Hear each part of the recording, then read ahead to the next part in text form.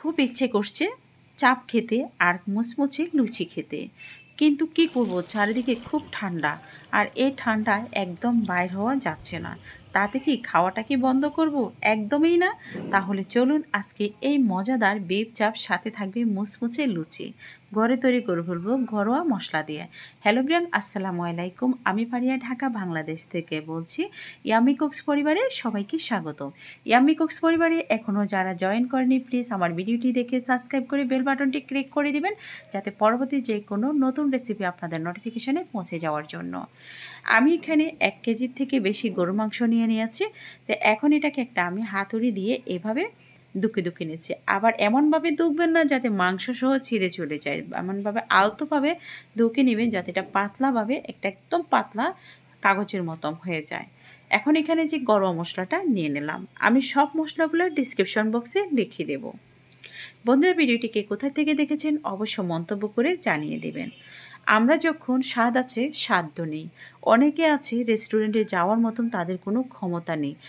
1 piece beef চাপ যদি আপনি খেতে যান 300 থেকে 400 টাকা আপনাকে গুনতে হবে, কিন্তু এটা মধ্যবিত্ত পরিবারের জন্য কখনো সম্ভব না। তো আমি এখানে সব মশলাগুলা ডিসক্রিপশন বক্সে লিখে দিব। আমি এখানে হাফ চা চামচ নিয়ে নিয়েছি হলুদ গুঁড়ো, হাফ চা চামচ নিয়েছি জিরে গুঁড়ো, ধনে গুঁড়ো, মরিচ গুঁড়ো, কাশ্মীরি মরিচ, তারপরে আপনার কালো গোলমরিচের গুঁড়ো, গরম মশলা গুঁড়ো, চাট মশলা। তো এগুলো সবগুলোকে আমি একসাথে মিক্স করে নিয়েছি। হাফ চা চামচ কিন্তু অরিগোনাটা অবশ্যই দিতে হবে আপনার চাপের ভিতরে। এখন 1 টেবিল চামচ দিয়ে দিয়েছি আমি রসুন বাটা, 1 টেবিল চামচ দিয়ে দিয়েছি আদা বাটা। চাপটা যখন আপনি হাতুড়ি দিয়ে ঢোকার পরে একটি কিচেন টিস্যু এবং কিচেন টাওয়াল দিয়ে চেপে চেপে পানিটা কিন্তু নিয়ে নিতে হবে। সুন্দর একটি ফ্লেভার আসার জন্য আমি এখানে দিয়ে দিলাম লেবুর অর্ধেকটা রস, তার মানে এখানে 1 টেবিল চামচের মতো রস হবে। আর হাফ কাপ দিয়ে দিয়েছি আমি এখানে টক দই। টক দইটা একটু শক্ত হয়ে আছে, ফ্রিজ থেকে নামিয়েছি যাতে এটা আমি ম্যারিনেট করবো, তাতে সমস্যা নেই। এখন 2 টেবিল চামচ দিয়ে দিয়েছি সরিষার তেল। এখানে আপনি সয়াবিন তেল দেবেন না, সরিষার তেল দিয়ে মাখলে চাপটা খেতে কিন্তু দুর্দান্ত হবে। এখন এটাকে ভালো করে মেখে নিতে হবে 5 থেকে 6 মিনিট অনবরত এটাকে কষলিয়ে কষলিয়ে মেখে নিতে হবে, যাতে এই চাপটার ভিতরে সব মশলাগুলো প্রবেশ করে। তা আমি এগুলাকে সবগুলাকে ভালো করে আপনার মেখে নিচ্ছি। বন্ধুরা, ভিডিওটিকে কোথা থেকে দেখেছেন অবশ্য মন্তব্য করে জানিয়ে দিবেন। আপনারা কিভাবে করেন সেটা কমেন্টসে জানিয়ে দিবেন। আর আমার চ্যানেলটি যদি আপনাদের ভালো লেগে থাকে আমার চ্যানেলটিকে সাবস্ক্রাইব করে পাশে থাকা বেল বাটনটি ক্লিক করে দিবেন, যাতে পরবর্তী যে কোনো রেসিপি আপনাদের কাছে পৌঁছে যাওয়ার জন্য। আপনাদের কোনো পছন্দের রেসিপি থাকলে সেটা আপনারা কমেন্ট বক্সে জানিয়ে দিতে পারেন। আমি চেষ্টা করব আপনাদের পছন্দের রেসিপিগুলো করার জন্য, তাতে আমার শিখেও হয়ে যাবে, আপনাদেরকে আমি দেখাতেও পারবো। এখন এটাকে ভালো করে আমি কষলিয়ে কষলিয়ে ম্যারিনেট করে নিয়ে নিয়েছি। আর এই বিফ চাপটা করার জন্য মিনিমাম যদি আপনি 7 থেকে 8 ঘন্টা আপনার ম্যারিনেট করে রাখেন, তাহলে চাপটা কিন্তু দুর্দান্ত হবে এবং খুব দ্রুত চাপটা কিন্তু মচমচে হবে। তো এখন আমি এটা রাত 12টার সময় মেখে নিয়ে নিয়েছি, রেখে আমি নর্মাল ফ্রিজে রেখে দিয়েছি। আর শীতের দিনে নর্মাল ফ্রিজে রাখবে না, বাইরে রাখলেও চলবে। তো 7-8 ঘন্টা আমি ম্যারিনেট করলাম, আর যারা পারবেন না তারা 3-4 ঘন্টা রাখবেন। এদিকে আমি মুচমুচে লুচির জন্য ছোট্ট ছোট্ট করে লুচি কেটে নিচ্ছি। কেন বাইরে থেকে লুচি খেতে যাব? একটা লুচি 10 টাকা, আরও কি পোড়া তেল দিয়ে খাওয়াবে? না, এরকম তো খাবো না, আমি ফ্রেশ দিয়ে খাবো। আপনি আপনার সোনামণিদেরকে এভাবে ফ্রেশ খেতে পারবেন। আর কর্তাকে যদি এভাবে যদি তৈরি করে দেন, কর্তা তো 50-এ 50 হয়ে যাবে, আপনার পঞ্চমুখ হয়ে যাবে প্রশংসায়। এখন আমি এখানে ময়দা আর নিয়ে নিয়েছি। এখানে একটু ময়দার সাথে আমি একটু কর্নফ্লাওয়ার দিয়েছিলাম, এটা একটু অফ ক্যামেরা গিয়েছে। তারপরে হাফ চা চামচ দিয়ে দিয়েছি গোলমরিচ, হাফ চা চামচ দিয়ে দিয়েছিলাম লাল মরিচ গুঁড়ো দিয়ে ময়দার সাথে ভালো করে মিক্স করে নিয়েছি।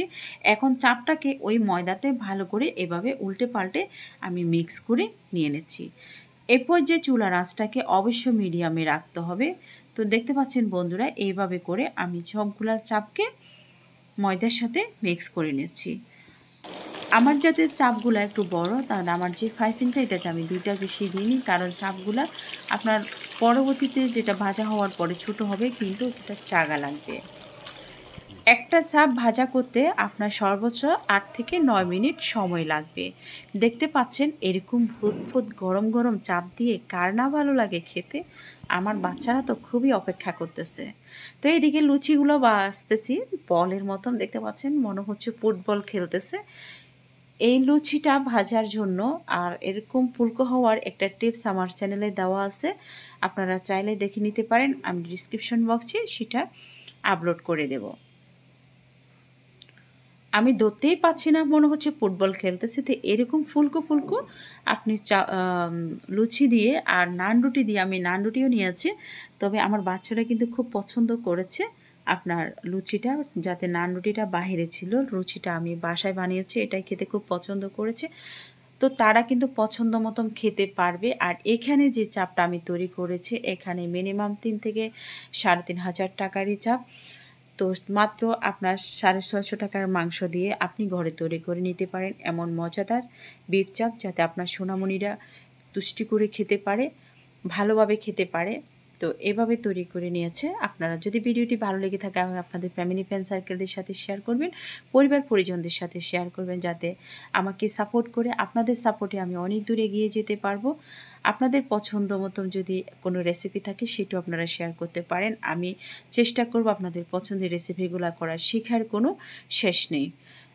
প্রয়োজন নেই কোনো রেস্টুরেন্টে যাওয়ার, এরকম মচমচে করে আপনি তৈরি করে নেবেন আপনার পরিবারের জন্য। আপনার স্পেশাল যত মেহমান আসুক না কেন তাদের জন্য তৈরি করে নিতে পারেন। আপনার তো তারা তো আপনার প্রশংসাই করবে, যেখানে যাবে আপনার হাতে এই খাওয়াটা খাওয়ার জন্য সবাই করে। আমি আমার মতন করেছি, আপনারা আপনাদের মতন করবেন, আপনাদের পরিজনটা আপনার প্রশংসাই করবে। আমি জাস্ট আপনাদেরকে আমি যতটুকু জানি অতটুকু আমি শিখিয়েছি, আপনাদের সাথে শেয়ার করেছি। তো সাথে ফুলকো লুচি, একটু কাঁচামরিচও ভেঙে খেতে কিন্তু খুব ভালো লাগে। তো এখন পরিবেশনের জন্য আমি প্রত্যেকজনের জন্য একটা একটা চাপ করে নিয়ে নিলাম, সাথে লেবু দিয়ে দিয়েছি আর দিলাম পুরি কাঁচামরিচ। ধন্যবাদ সবাইকে।